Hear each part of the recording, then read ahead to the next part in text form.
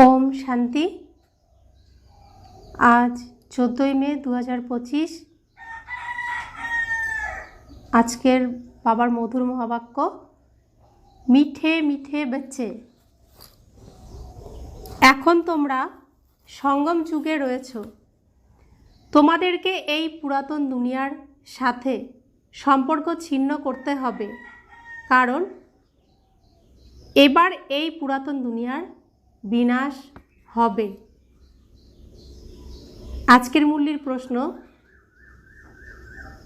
संगम जुगेर कोन विशेषत्व समग्र कल्पेर थेके सम्पूर्ण आलादा?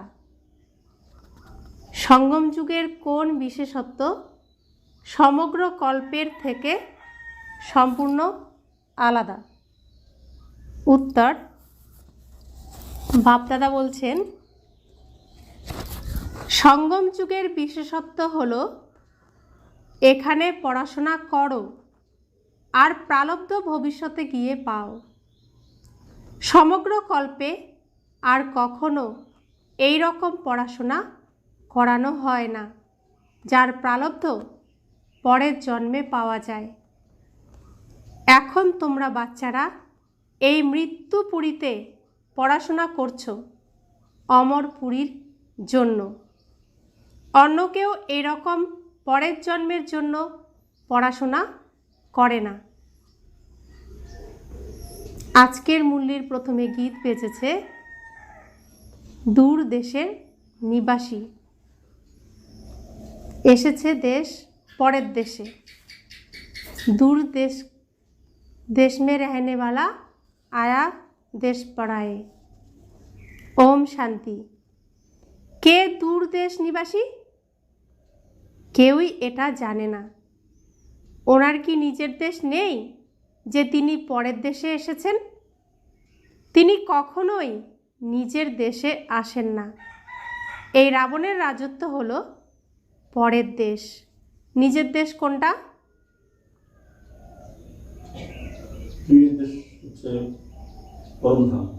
सत्यजुग त्रेताजुग, जा निजे ए पृथिवीते स्थापन करें, जाके बला हय शिवालय। तो तिनी एसेछेन कोन देशे? परे रावणेर राज्ये। निजेर स्थापन करा राज्ये तिनी आसेन ना। एई रावणेर राजत्व हलो परेर देश। शिव बाबा कि तार निजेर देशे आसेन ना? अच्छा, एई रावणेर परदेश कोन देशके बला हय? आर निजेर देशई बा कोनटा? शिव बाबार निजेर देश कोनटा और परदेश कोनटा? बाबा यदि परेर देशेई आसेन ताहले तार निजेर देश कोनटा? निजेर देश स्थापन करते तिनी आसेन, किन्तु तिनी कि तार निजेर देशे आसेन? केउ केउ उत्तर दिल।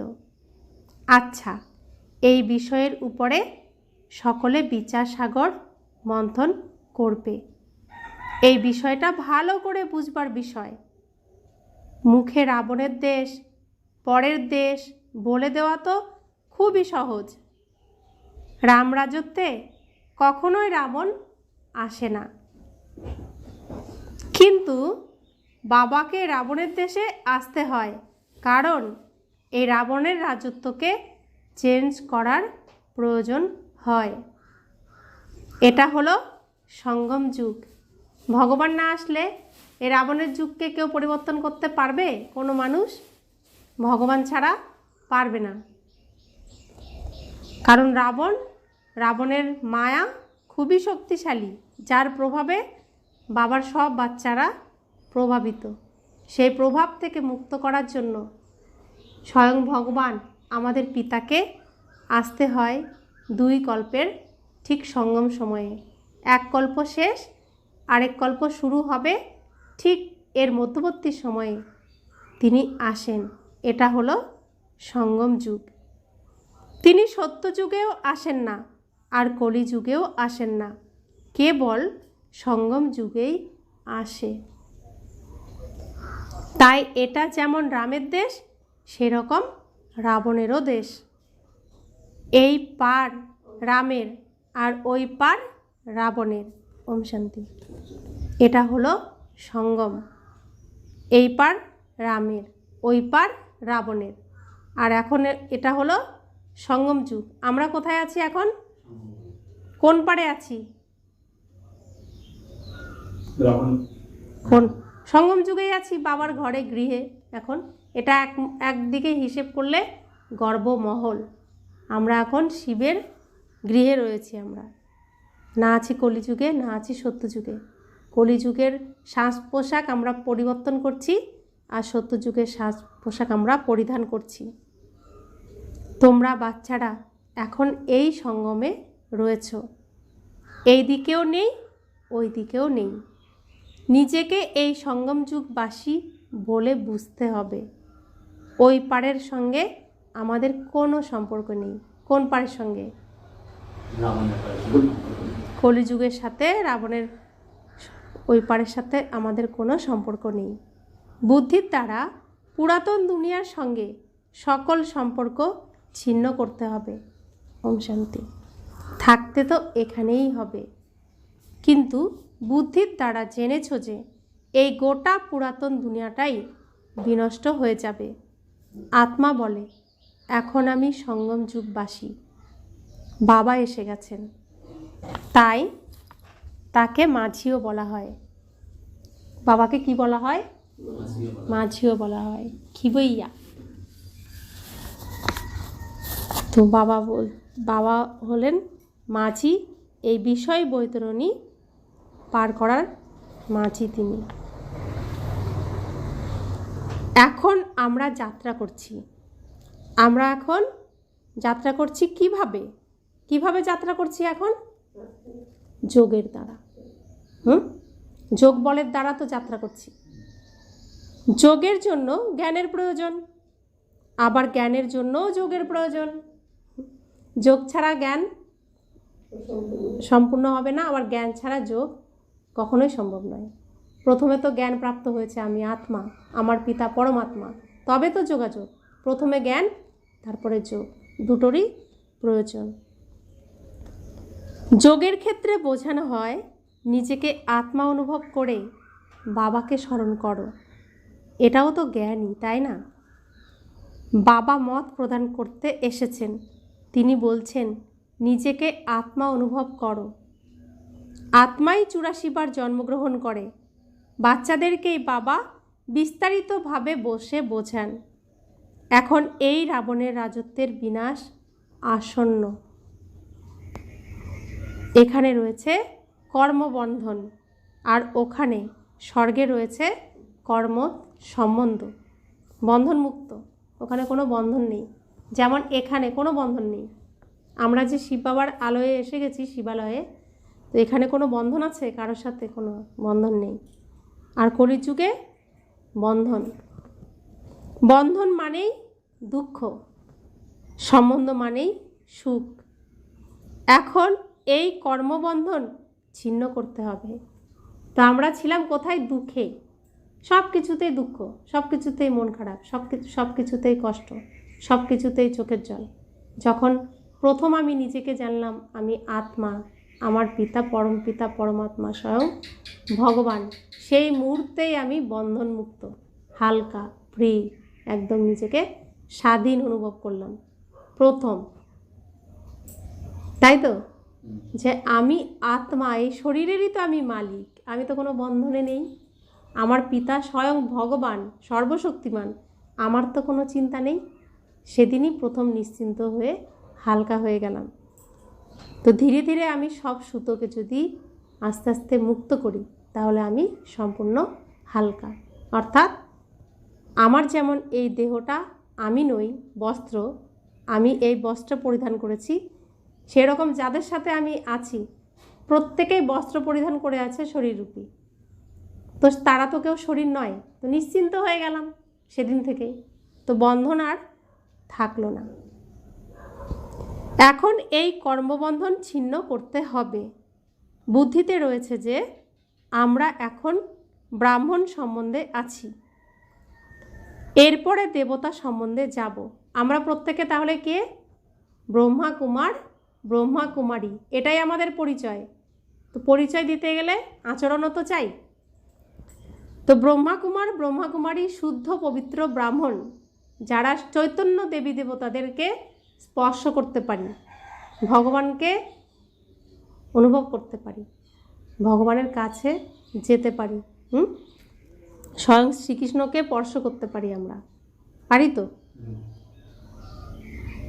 তো বাবা বলছেন ব্রাহ্মণ সম্বন্ধে এই একটাই জন্ম হবে। তো এটাই হলো শ্রেষ্ঠ মানব জন্ম, যেখানে বারে বারে আসা হয় না, একবারই শ্রেষ্ঠ মানব জন্ম পাওয়া যায়, এই একটাই জন্ম। এরপর 8 এবং 12 জন্ম ধরে দেবতা সম্বন্ধে থাকব। বুদ্ধিতে এই জ্ঞান আছে বলে তোমরা এই কলিযুগের পতিত কর্মবন্ধনের এক প্রকার গ্লানি করো। এই দুনিয়ার কর্মবন্ধনের মধ্যে এখন আর থাকতে হবে না। তোমরা বুঝেছ যে এগুলো সব আসরিক কর্মবন্ধন। আমরা গুপ্তভাবে একটা যাত্রা করছি তো গুপ্তভাবে। কোথায় ছিলাম, কতটা আমরা চলে এসেছি না পার করে। বাবা আমাদের এই যাত্রা শিখিয়েছেন। কে শিখিয়েছেন? কোন বাবা? আমাদের সত্য পিতা, যিনি কখনোই আমার পরিবর্তন হন না, পিতা, সাথ ছাড়েন না, সেই পিতা, সত্য পিতা শিব বাবা এই যাত্রা শিখিয়েছেন। এরপর এই কর্মবন্ধন থেকে মুক্ত হয়ে কর্মাতীত হয়ে যাবে। এই কর্মবন্ধনগুলো তো এবার অবশ্যই ছিন্ন হবে। পবিত্র হয়ে সৃষ্টি চক্রকে বুঝে চক্রবর্তী রাজা হওয়ার জন্য আমরা বাবাকে স্মরণ করছি। পড়াশোনা তো করছি, কিন্তু এর একটা এইম, অবজেক্ট বা প্রাপ্তি তো অবশ্যই থাকবে। তোমরা জানো যে অসীম জগতের বাবা আমাদেরকে শিক্ষা দিচ্ছেন। কে শিক্ষা দিচ্ছেন? অসীম জগতের বাবা স্বয়ং ভগবান আমাদেরকে শিক্ষা দিচ্ছেন, পড়াচ্ছেন। 5000 বছর আগেও তিনি আমাদেরকে শিক্ষা দিয়েছিলেন। যাদেরকে আগের কল্পে পড়িয়েছিলেন তাদেরকেই এখন পড়াবেন। ধীরে ধীরে আসতে থাকবে, বৃদ্ধি পেতে থাকবে। সবাই তো আর সত্যযুগে আসবে না, বাকিরা সকলে বাড়ি ফিরে যাবে। এই পারে নরক আর ওই পারে স্বর্গ। জাগতিক পড়াশোনাতে ওরা জানে যে আমরা এখানে পড়ছি এবং এখানেই ফল পাব, কিন্তু এখানে আমরা সঙ্গম যুগে পড়ছি আর নতুন দুনিয়াতে গিয়ে এর ফল পাব। এটা তো নতুন কথা। দুনিয়ায় কেউই এরকম বলবে না যে এর প্রাপ্তি তোমরা পরের জন্মে পাবে। এই জন্মেই আগামী জন্মের উত্তরাধিকার প্রাপ্ত হওয়ার ঘটনা কেবল এই সঙ্গম যুগেই ঘটে। বাবাও এই সঙ্গম যুগেই আসেন। তোমরা উত্তম পুরুষ হওয়ার জন্য পড়াশোনা করছো। তো উত্তম পুরুষ কে হবে? ছেলেরা হবে? ভাইরা হবে? আত্মা, আত্মা পুরুষ। তাই সব আত্মার মধ্যে আমি আত্মা উত্তম হব, অর্থাৎ সব পুরুষের মধ্যে আমি আত্মা উত্তম পুরুষ হব। কেবল এই একবারই ভগবান এসে অমরপুরীর জন্য শিক্ষা দেন। এটা হলো কলিযুগ বা মৃত্যুপুরী। তো ভাবো, অনেকে বলছে এই যুগে তো আমরা ভোগ করে নিই, পরের জন্মে কি হব কে জানে, কে যাচ্ছে এত কিছু ত্যাগ করতে। আচ্ছা, তাদের তাহলে অভ্যাস কি? ঘর থেকে বেরোবো, ঘুরবো ফিরবো, এরকম তো, খাবো দাবো ঘুরবো ফিরবো, এই সংস্কার নিয়ে চলে যাবে, থাকবে তো না কেউই। অনেকে বলে আমার যাওয়ার দরকার নেই সত্য যুগে, ঘুরে ফিরে তো নেই। তো এই সংস্কারটা নিয়ে ঘরে গিয়ে বসে থাকতে ভালো লাগবে? ওর তো সংস্কারে রয়েছে ঘুরবো ফিরবো, ঘর থেকে বেরিয়ে এখানে ঘুরবো সেখানে ঘুরবো। তাহলে পরমধাম গিয়ে সেই সংস্কারই তো তার মধ্যে, সেখানে থাকতে কেমন কষ্ট হবে? উকি মারবে না স্টেজে, কখন যাব ঘুরতে যাব হবে না এটা? তো এটুকুও তো ওদের যদি বুদ্ধিতে এসে যায়, সংস্কারটাই তো নিয়ে যায়। হ্যাঁ, তো আমার তো সংস্কার আমি ঘুরবো ফিরবো, তাহলে পরমধাম গিয়ে শান্ত হয়ে চুপ করে বসে থাকা আর সেই সংস্কার নিয়ে অনেকটাই কঠিন। কখন আমি যাব? ওরা তো চলে গেছে, আমি কখন যাব? ঘোরার মন না, তো ভাবো সংস্কার তো আর পরিবর্তন হবে না। তাহলে আমরা পড়াশোনা করি কিসের জন্য? এটা হলো কলিযুগ বা মৃত্যুপুরী। আমরা পড়াশোনা করি সত্যযুগের জন্য, তাই না? ভগবানের কাছে পড়াশোনা করি, এটা কম কথা? ভগবান, তার কাছে, তার কোলে বসে এত সুন্দর কথা যা পৃথিবীতে আর কোথাও কোনো সৎসঙ্গে কোনোদিন কেউ শুনতে পায়নি, শুনতে পাবেও না, শুধু আমরাই পাচ্ছি। এত উচ্চ উচ্চ পড়াশোনা, এত উচ্চ কথা, এত সুন্দর সুন্দর কথা। নরকবাসী থেকে স্বর্গবাসী হওয়ার জন্য পড়াশোনা করছি। এটা হলো অন্যের দেশ। কোনটা অন্যের দেশ? বাবা যেই দেশে এসেছেন এটা রাবণের দেশ। ওটা হলো কি? ওটা আমাদের দেশ।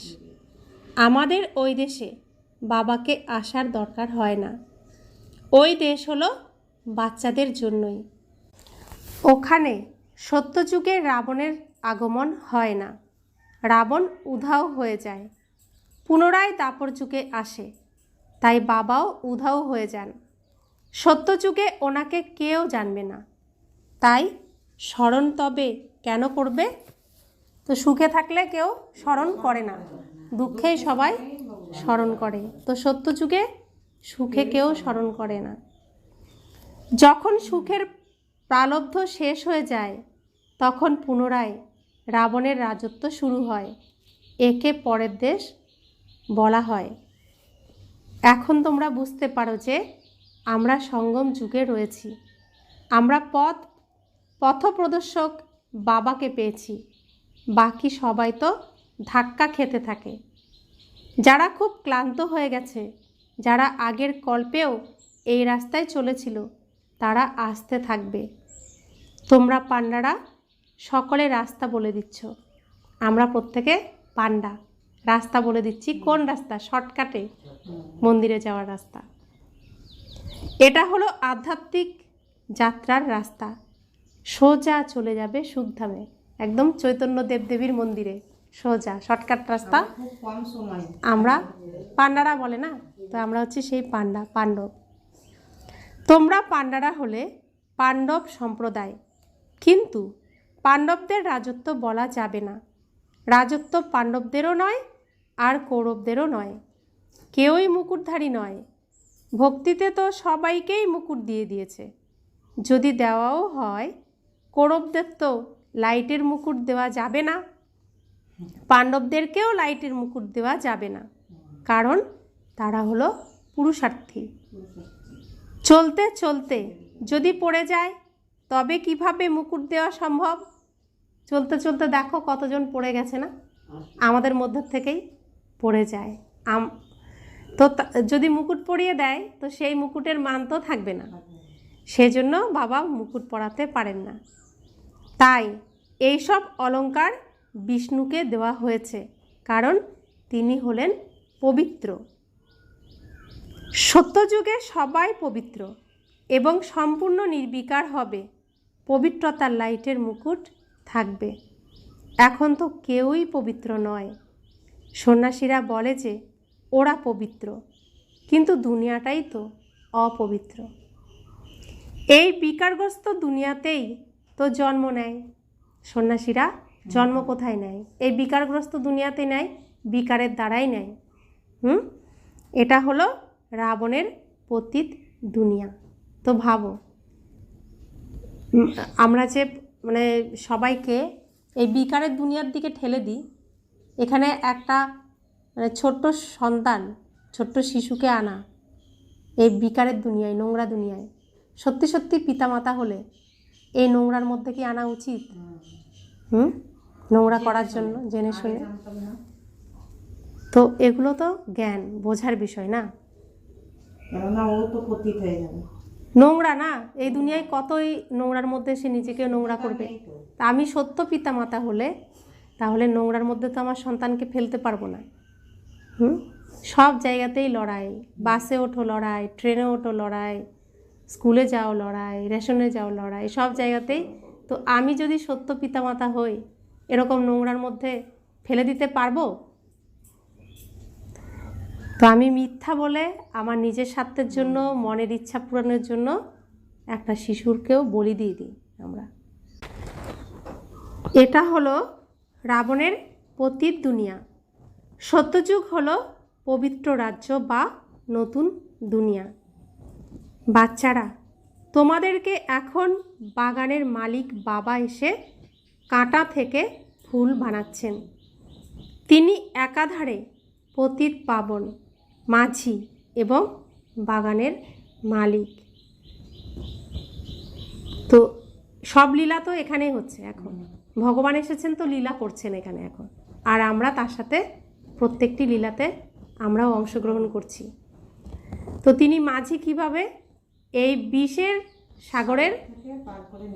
সাগরের থেকে আমাদেরকে ওই পারে নিয়ে যাচ্ছেন এই সুন্দর গীত গেয়ে গেয়ে, এই গীতা তিনি গেয়ে গেয়ে আমরা শুনছি প্রত্যেক দিন। তো ধীরে ধীরে ধীরে ধীরে এগিয়ে যাচ্ছি। তো তিনি সেই রূপে হলেন মাঝি। তিনি সমস্ত পতিতদেরকে পাবন করতে এসেছেন, তাই তিনি পতিত পাবন। আর বাগানের মালিক কিভাবে? আমরা কলিযুগ রূপী কাঁটার জঙ্গলে পড়েছিলাম, একে অপরকে কাঁটা লাগাতাম, অর্থাৎ এমন কথা বলতাম যে অন্যের মন একদম ক্ষতবিক্ষত হয়ে যেত, চোখে জল চলে আসতো। তো কাঁটা লাগাতাম সবসময়, খোঁচা দিয়ে দিয়ে বলতাম। তো কাঁটার জঙ্গলে ছিলাম।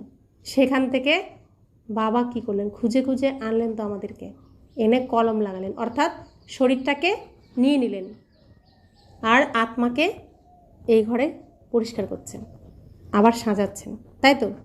তো আত্মা হয়ে যাচ্ছে ফুল, আর যে শরীরটা কাঁটা, সেই কাঁটাটাকে তিনি আবার কি করছেন, মসৃণ করছেন ঘষে ঘষে। সেই শরীরটা দিয়েও নতুন শরীর তৈরি করছেন, নতুন ড্রেস তৈরি করছেন, তাই না? এটাকেই তৈরি করবে। হ্যাঁ, তো আত্মা যতটা সুন্দর হয়ে যাবে, ওখানে শরীরটাও তেমন সুন্দর তৈরি হয়ে যাবে। তো শরীর তৈরি করছেন কে? সূক্ষ্মবতনে ব্রহ্মা বাবা। আর আত্মাকে তৈরি করছেন কে? এই শিবালয়ে শিব বাবা। তো কত রহস্য আর কত সুন্দর এই জ্ঞান, আর এই নাটকটাও কত সুন্দর, তাই না? তো সেই জন্য তিনি পতিত পাবন, মাঝি এবং বাগানের মালিক। আরও অন্যান্য বর্ণনাও আছে, যেটা আজকে নেই। আজকে এই 3 বর্ণনা বাবা দিয়েছেন। বাগানের মালিক এসেছেন কাঁটার জঙ্গলে, তোমাদের চিফ কমান্ডার তো একজনই। শঙ্করকে কি যাদবদের কমান্ডার বলা যাবে? সে তো আসলে বিনাশ করে না, সময় হলে এমনিই লড়াই লেগে যায়। মানুষ বলে শঙ্করের প্রেরণার দ্বারা মুষল ইত্যাদি তৈরি হয়, বসে বসে যত সব গল্পকথা বানিয়েছে। পুরাতন দুনিয়ার বিনাশ তো অবশ্যই হবে। বাড়ি পুরাতন হয়ে গেলে এমনিই পড়ে যায়, মানুষ মারা যায়। এই পুরাতন দুনিয়াও বিনষ্ট হবে। সকলে চাপা পড়ে মারা যাবে, অনেকের ডুবে মৃত্যু হবে, কেউ আবার শক পেয়ে মারা যাবে, হার্ট ফেল করেও মারা যাবে। বম্বস ইত্যাদির বিষাক্ত বায়ুও অনেককে মেরে ফেলবে। বাচ্চাদের বুদ্ধিতে রয়েছে যে এখন অবশ্যই বিনাশ হবে। আমরা ওই পাড়ে যাচ্ছি। কোন পাড়ে যাচ্ছি? এই বিষের থেকে পার হয়ে আমরা অমৃতের সাগরে যাচ্ছি, তাই তো?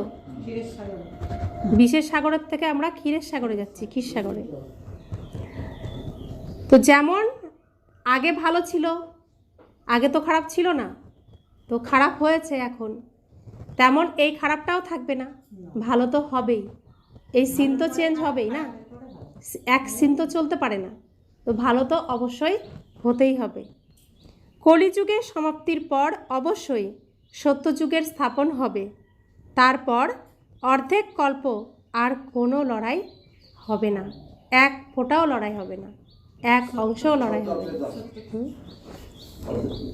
এখন বাবা এসেছেন পুরুষার্থ করানোর জন্য। এটাই শেষ সুযোগ। দেরি করলে এরপর হয়তো হঠাৎই একদিন মারা যাবে। মৃত্যু সামনে উপস্থিত, মানুষ তো বসে থাকতে থাকতে হঠাৎই মারা যায়। মারা যাওয়ার আগে তো স্মরণের যাত্রা করে নাও। মরে তো সবাই যাবে, তো মারা যাওয়ার আগে স্মরণের যাত্রা তো করে নাও। তো সবাই বলে মরণকালে হরির নাম করো, তো এই হরির নাম তো করতে হবে না, ঈশ্বরের স্মরণ তো করতে হবে। তাই অনেকভাবে ভগবান আমাদের সৃষ্টিতে শিক্ষা দিয়ে রেখেছেন। তাই বছরের শেষে শিবেরই নাম নেওয়া হয়, শিবেরই পুজো হয়। তো এই কলিযুগের শেষ, অর্থাৎ এই সৃষ্টির যে চক্র, এটা সমাপ্তির সময় কার নাম নিতে হবে? সেই হরির নাম, যে সমস্ত দুঃখকে, সমস্ত বিষকে হরণ করছে, সেই হরির নামই আমাদের নিতে হবে, করতে হবে। বাচ্চারা, এখন তোমাদেরকে বাড়ি ফিরতে হবে। তাই বাবা বলছেন, নিজ নিকেতনকে, পরমধাম ঘরকে স্মরণ করো। চলো মন নিজ নিকেতন। তো ফিরে চলো এখন নিজের নিকেতনে।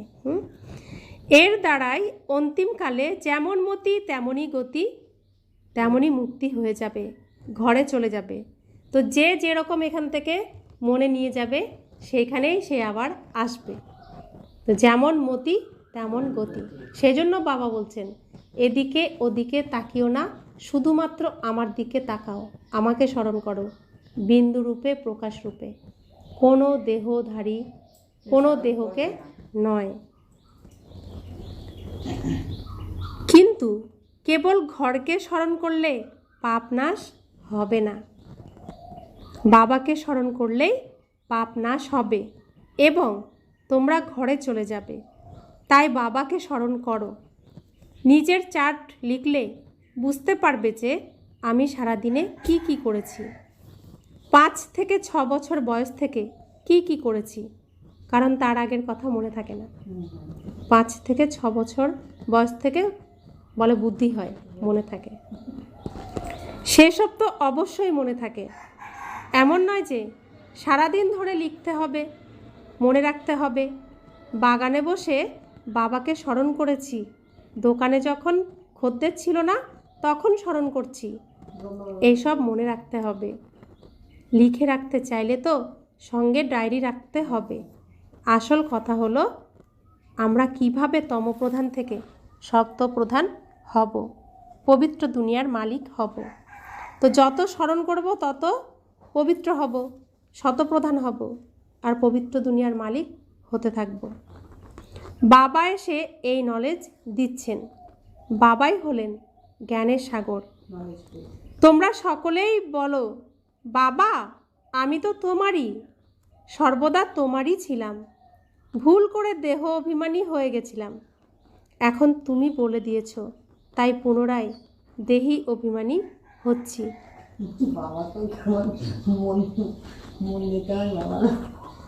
সত্যযুগে তো আমরা দেহি অভিমানী ছিলাম, খুশি হয়ে একটা শরীর ত্যাগ করে অন্য শরীর ধারণ করতাম। বাচ্চারা, তোমাদেরকে এই সমস্ত জ্ঞান ধারণ করতে হবে এবং অন্যকে বোঝানোর যোগ্য হতে হবে, তাহলেই অনেকের কল্যাণ হবে। বাবা জানেন যে পুরুষার্থের ক্রম অনুসারে সবাই সেবার যোগ্য হচ্ছে। আচ্ছা, যদি কাউকে কল্পবৃক্ষের জ্ঞান বোঝাতে না পারো, তবে এটা তো সবাইকে বলো যে তুমি নিজেকে আত্মা অনুভব করে বাবাকে স্মরণ করো। তুমি কল্পবৃক্ষ বোঝাতে পারছো না, সিঁড়ি বোঝাতে পারছো না, কিন্তু এটুকু তো বলতে পারবে যে তুমি নিজেকে আত্মা মনে করো আর বাবাকে স্মরণ করো। এটা তো খুবই সহজ। বাবা নিজেই বলছেন, আমাকে স্মরণ করলেই বিকর্মের বিনাশ হবে। তোমরা ব্রাহ্মণরা ছাড়া আর অন্য কোনো মানুষ এরকম বলতে পারবে না। এই কথা আমরা ছাড়া আর কেউ বলতে পারবে? আর বাবা ছাড়া কেউ বলতে পারবে যে আমাকে স্মরণ করো, আমি গ্যারান্টি দিচ্ছি তোমার বিকর্ম বিনাশ হবে? আর আমরা প্র্যাকটিক্যালি অনুভবী, আমাদের কত বিকর্ম বিনাশ হয়েছে, আমরা কত হালকা হয়েছি, কত আমরা আগের থেকে সুস্থ হয়েছি, সব দিক থেকে আমাদের উন্নতি হয়েছে। কারণ বিকর্ম যত বিনাশ হবে আমি তত উজ্জ্বল হব, সুন্দর হব। তো এই দুনিয়ার যে প্রভাব, অশান্তি, দুঃখ, হতাশা, রোগ শোক, অভাব অনটন সব কিছু ধীরে ধীরে কি হবে, দূরে সরে যাবে, মুক্ত হয়ে যাব। আর আমরা এর অনুভবী। অন্য কেউ আত্মাকেও জানে না, পরমাত্মাকেও জানে না। সরাসরি কাউকে বলে দিলে তীর লাগবে না। ভগবানের প্রকৃত রূপকে জানতে হবে। এরা সবাই হলো নাটকের অ্যাক্টার্স। প্রত্যেক আত্মাই তার শরীরের সাথে অ্যাক্ট করে। এক শরীর ত্যাগ করার পর আবার অন্য শরীর ধারণ করে পার্ট প্লে করে। ওই অ্যাক্টাররা পোশাক বদল করে ভিন্ন ভিন্ন পার্ট প্লে করে। কোন অ্যাক্টাররা? লৌকিকে। ওরা পোশাক আলাদা আলাদা পরে, আর আমরা একই পোশাক পৃথিবী মায়ের কাছে জমা দিয়ে যাই। পৃথিবী মা আবার আমার কর্ম অনুযায়ী, আমি যতটা পরিষ্কার পরিচ্ছন্ন সেই অনুযায়ী আমার জন্য আবার ড্রেস তৈরি করে দেয়। আমি সেই ড্রেস এসে পরি। যে যেরকম জমা দিয়ে যাবে সে সেরকমই পাবে। তোমরাও সেই রকম শরীর পরিবর্তন করো। তারা কখনো কখনো মেল বা ফিমেলের ড্রেস পরে কিছু সময়ের জন্য, কিন্তু এক্ষেত্রে মেলের পোশাক পরলে তখন সারা জীবন সে মেলই থাকবে। ওটা হলো সীমাবদ্ধ দুনিয়ার ড্রামা, এটা সীমাহীন জগতের। তো আমরা যখন এখন ড্রেস কি আমার নারীর ড্রেস, তো ভাইদের হচ্ছে পুরুষের ড্রেস। তো এই আমার যে একটা এটা বাইপ্লট আমার সিনেমা চলছে, আমি এই সিনেমা করছি, অভিনয় করছি, এখানে আমি নারীই থাকবো, চেঞ্জ হবে না। আর লৌকিক সিনেমাতে কি করে, তো নারী পুরুষের চরিত্র অভিনয় করে ফেলে না, মানে মেলেরই চরিত্র অভিনয় করে, নারীরই চরিত্র অভিনয় করে, অন্য তো পারে না। কিন্তু আমরা নারীরও পারি, পুরুষেরও পারি, তাই না? ওই চরিত্রে যে নারী হয় সে তো নারীরই চরিত্র অভিনয় করবে প্রত্যেকটা সিনেমাতে, যে পুরুষ হয় সে পুরুষের চরিত্রে অভিনয় করবে প্রত্যেকটা সিনেমাতে। কিন্তু আমরা নারীও হই, পুরুষও হই।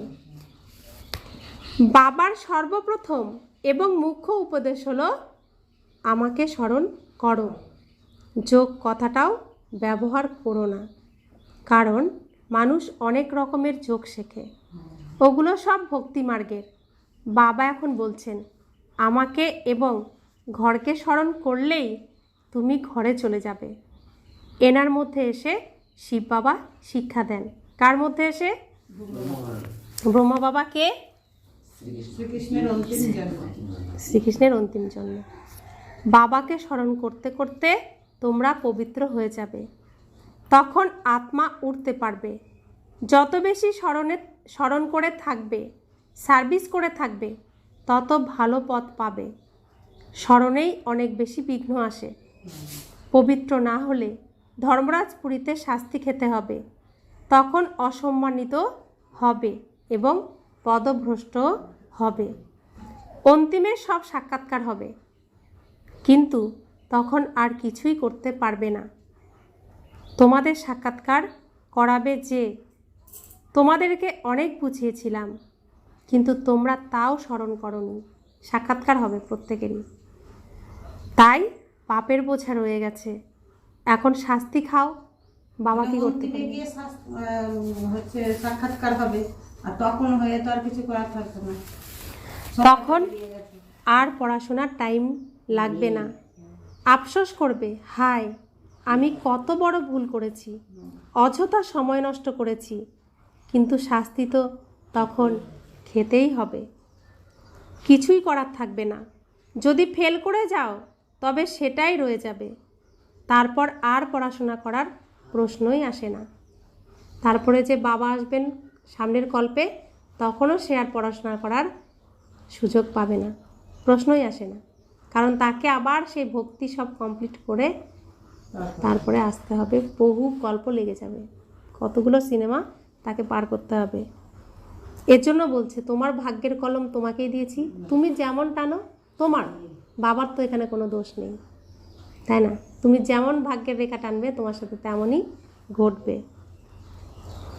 ওই পড়াশোনাতে তো ফেল করার পর পুনরায় পড়াশোনা করে, কিন্তু এখানে তো পড়াশোনায় সমাপ্ত হয়ে যায়। অন্তিম সময়ে যাতে প্রায়শ্চিত্ত করতে না হয় তার জন্য বাবা রায় দিচ্ছেন, বাচ্চারা ভালো করে পড়াশোনা করো, পরনিন্দা পরচর্চা করে নিজের সময় অপচয় করো না, না হলে অনেক প্রায়শ্চিত্ত করতে হবে। মায়া অনেক উল্টোপাল্টা কাজ করিয়ে নেয়, হয়তো কোনো দিনও চুরি করনি, সেটাও মায়া করিয়ে নেবে। পরে মনে হবে যে মায়া তো আমাকে বোকা বানিয়ে দিয়েছে। আগে অন্তরে সংকল্প আসবে যে অমুক জিনিসটা নেব। ঠিক ভুলের বিচার করার বুদ্ধি তো তোমরা পেয়েছো, ঠিক ভুলের বিচার করার বুদ্ধি আমরা পেয়েছি। তো না বলে যদি কারোর কাছ থেকে একটা ফুলও নিই, সেটাও চুরি করা, আর সেটা মায়া আমাদের বহুবার করায়, তাই না? তো এখন তো ঠিক আর ভুল এই বুদ্ধিটা পেয়েছি না, কারোর কাছ থেকে কিছু নেব তার কাছে না শুনে, সেটা হয়ে গেল চুরি। এই জিনিসটা নেওয়া উচিত হবে না নেওয়াটাই ঠিক হবে, কোনটা? এটা আমরা এখন বুঝতে পারি। এই জিনিসটা নেওয়া ঠিক হবে নাকি না নেওয়াটা ঠিক হবে। তাহলে এখন কি করতে হবে? পবিত্র থাকা তো অতি উত্তম। সঙ্গদোষে এসে অবহেলা করা উচিত নয়। আমরা তো ভাই বোন, তাহলে নামরূপে ফেসে যাও কেন? দেহ অভিমানের বশীভূত হওয়া উচিত নয়, কিন্তু মায়াও অতি বলবান, কুকর্ম করার সংকল্প নিয়ে আসে। বাবা বলছেন তোমাদের এখন কুকর্ম করা উচিত নয়। এইভাবেই লড়াই হয়, তারপর হয়তো এক সময়ে পড়ে যায়, তারপর আর তাদের সুবুদ্ধি হয় না। আমাদেরকে এখন ভালো কর্ম করতে হবে, অন্ধের লাঠি হতে হবে, এটা হলো সব থেকে ভালো কাজ। শরীর নির্বাহের জন্য তো সময় রয়েছে, তাহলে অন্ধের লাঠি আমরা কিভাবে হব? ভগবানের পরিচয় সবাইকে দিতে। এই পথ, এই জ্ঞানের রাস্তাকে দেখাতে হবে, কারণ দুনিয়া আরও অন্ধকারে তলিয়ে যাচ্ছে। আলো দেখাতে হবে আমাদেরকে, পথ দেখাতে হবে। তো জ্ঞানের রাস্তা হলো দিনের রাস্তা, আলোর রাস্তা। তো সেই দিনের রাস্তা এই অন্ধকার, যারা অন্ধকারে দিশাহারা, কোনো দিশা নেই, ধাক্কা খাচ্ছে এখানে সেখানে, ঘুরে বেড়াচ্ছে সেই সঠিক পথের আশায়, তাদেরকে আমাদের পথ দেখাতে হবে। এটাই হলো সব থেকে শ্রেষ্ঠ কর্ম। শরীর নির্বাহের জন্য তো তোমাদের হাতে সময় রয়েছেই। রাত্রে ঘুমাতেও হবে। আত্মা ক্লান্ত হয়ে গেলে ঘুমিয়ে যায়, শরীরও বিশ্রাম করে। তাই শরীর নির্বাহ এবং বিশ্রাম করার জন্য তো সময় দিতে হয়। তাহলে বাবা সময় ভাগ করে দিয়েছেন না, কোনটা কোন সময় করতে হবে। বাকি সময়ে আমার সেবাতে লেগে যাও। তো 8 ঘন্টা শরীর নির্বাহের জন্য কর্ম, 8 ঘন্টা শরীরকে বিশ্রাম দেওয়া, বাকি থাকলো কয় ঘন্টা? 8 ঘন্টা। সেই 8 ঘন্টা কি করতে হবে? বাবার সেবাতে লাগতে হবে। স্মরণের চার্ট রাখো। লিখতে আরম্ভ করে কিন্তু চলতে চলতে ফেল হয়ে যায়। অনেকে চার্ট লেখে কিন্তু চলতে চলতে তবুও ফেল হয়ে যায়। বাবাকে স্মরণ না করলে, সেবা না করলে খারাপ কাজ হতেই থাকবে। বাবাকে স্মরণ না করলে আর সেবা না করলে খারাপ কাজ হতেই থাকবে। শুধু স্মরণ করলাম বাবা বাবা, কিন্তু সেবা করলাম না, তবুও তার মধ্যে আচরণের পরিবর্তন হবে না। সে কলিযুগী আচরণ করবেই করবে। তো যে আরও জ্ঞানের রাস্তায় চলছে তাকেও ডোবাবে, নিজেও ডুববে, তাকেও ডোবাবে, কারণ তার নিজের আচরণ ছাড়তে পারবে না। তো সে আবার বাবার সাথে চলে, বাবার বাচ্চাদের সাথে চলে, তো তাদেরকেও কি তার প্রভাবে ফেলবে না? সেজন্য বাবা বলছেন বাবাকে স্মরণ না করলে, সাথে সাথে সেবা না করলে খারাপ কাজ হতেই থাকবে। তাই যেমন বাবা স্মরণ করব তেমন সেবাও করব, বাবার পরিচয় সবাইকে দেব। অন্ধের লাঠি হব। অন্ধদেরকে, যারা অজ্ঞান নিদ্রায় এখনও ঘুমাচ্ছে আর ভূতেরা এদিকে সেদিকে নিয়ে তাদের ধাক্কা খাওয়াচ্ছে, তাদের ভিতরের অসুররা যেখানে যেখানে নিয়ে যাচ্ছে তারা সেখানে সেখানে চলে যাচ্ছে। আমরা আর যাই না, আমরা আর ধাক্কাও খাই না, কারণ আমার নিজের চোখ দিয়ে আমি এখন দেখি। আমি আর গাড়ির চোখ দিয়ে দেখি না। আর যারা এখনও ঘুমাচ্ছে তারা তো গাড়ির চোখ দিয়ে দেখছে আর ধাক্কা খাচ্ছে। আর ভূতেরা যেদিকে নিয়ে যাচ্ছে তারা সেদিকেই যাচ্ছে।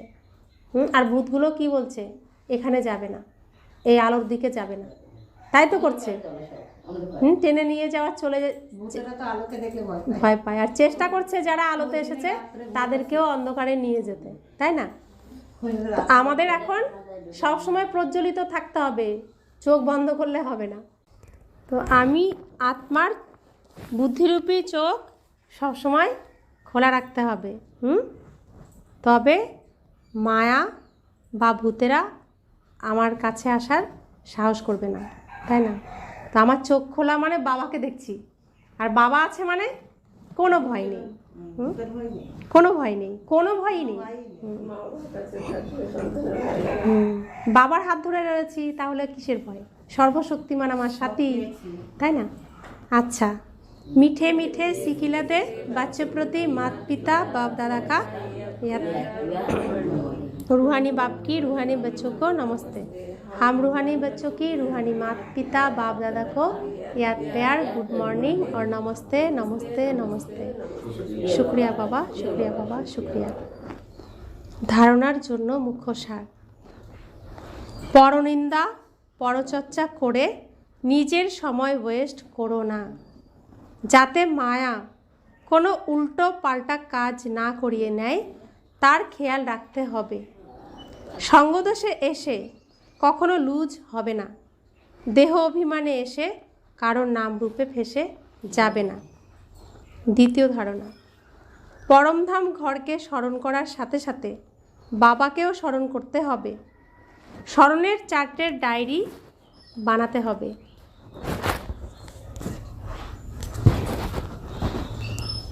নোট করতে হবে সারাদিনে আমি কি কি করেছি, কতটা সময় বাবাকে স্মরণ করেছি, বাবার স্মরণে থেকেছি।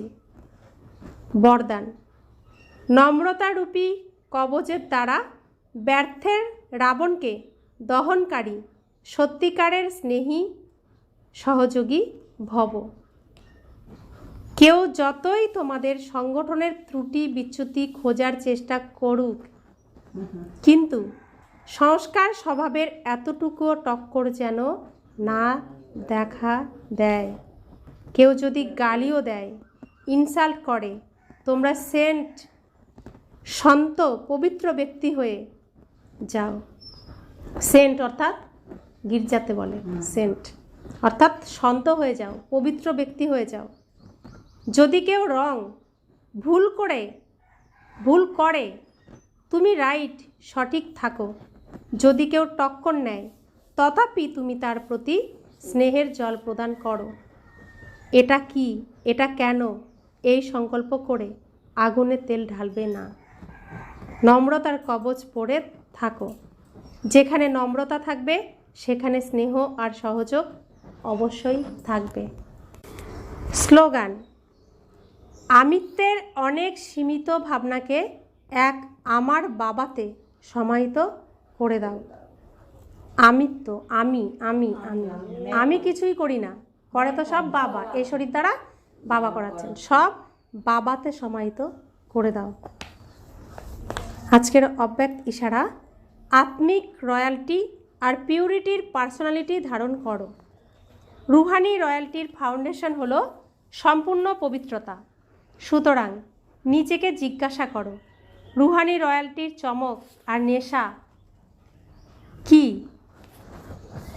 রুহানি রয়্যালটির চমক আর নেশা কি? তোমার চেহারা এবং আচরণ সকলে অনুভব করে? নলেজের দর্পণে নিজেকে দেখো যে আমার মুখমণ্ডল এবং আচরণে রুহানি রয়্যালটি দেখা যায়। আমি সাধারণ চালচলন এবং চেহারায় দেখা দেয়। নিজেকে কি অনুভব করো? বাবা বলছেন রুহানি রয়্যালটির ফাউন্ডেশন হলো সম্পূর্ণ পবিত্রতা, অর্থাৎ আমি অশান্ত নই, আমি সবসময় সুখী, আমি সবসময় প্রেম স্বরূপ, আমি সবসময় জ্ঞান স্বরূপ, আমি সবসময় পবিত্র স্বরূপ, আমি সবসময় আনন্দ স্বরূপ, আমি সবসময় শক্তি স্বরূপ। আমি সম্পূর্ণ পবিত্র। সুতরাং নিজেকে জিজ্ঞাসা করো, রুহানির রয়্যালটির চমক আর নেশা কি? তোমার চেহারা এবং আচরণ সকলে অনুভব করে? নলেজের দর্পণে নিজেকে দেখো যে আমার মুখমণ্ডলে এবং আচরণে রুহানি রয়্যালটি দেখা যায়, নাকি সাধারণ চালচলন এবং চেহারাই দেখা দেয়? কোনটা দেখা দেয়? আমি যে আগে সাধারণ ছিলাম তেমনই দেখা যায়, নাকি আমার মুখমণ্ডলে আচরণে রুহানি রয়্যালটিও দেখা যায়, অন্যরা দেখতে পায়? অন্যরা কি বুঝতে পারে? যদি না পারে তাহলে আমার আচরণে, আমার ভেতরে ত্রুটি আছে না, সেটাকে সংশোধন করতে হবে, তাই না? তো সেটাই আমাদের এখন চেকিং করতে হবে। নিজের হৃদয়ের আয়নায় নিজেকেই দেখতে হবে আর চেকিং করতে হবে। তো ফাইনাল সাজগোজ চলছে এখন, ফাইনাল লাস্ট সাজগোজ। তো এটাতে পরিপূর্ণ হতে হবে না, লাস্ট, এটা লাস্ট হয়ে গেছে। তো ফার্স্ট ক্লাস হতে হবে, ফার্স্ট ক্লাস। কোথাও যেন এক অংশ কোনো খুঁত না থাকে, সম্পূর্ণ নিখুঁত দেবী হতে হবে। তো লাস্ট বারের চেকিং চলছে, মানে কোথাও কোনো খুঁত নেই, তো লাস্ট চেকিং, লাস্ট সাজগোজ চলছে এটা, ঠিক আছে? তা আমাদেরকে এখন সম্পূর্ণ পরিপূর্ণ হতে হবে, খুঁত যেন না থাকে, সম্পূর্ণ নিখুঁত দেবী এরকম হয়ে যেতে হবে। এর জন্য নিজের হৃদয় দর্পণে নিজেকে সবসময় দেখো, সব জায়গায় ঠিকঠাক আছে তো, সাজগোজে ত্রুটি হয়নি তো। ওম শান্তি।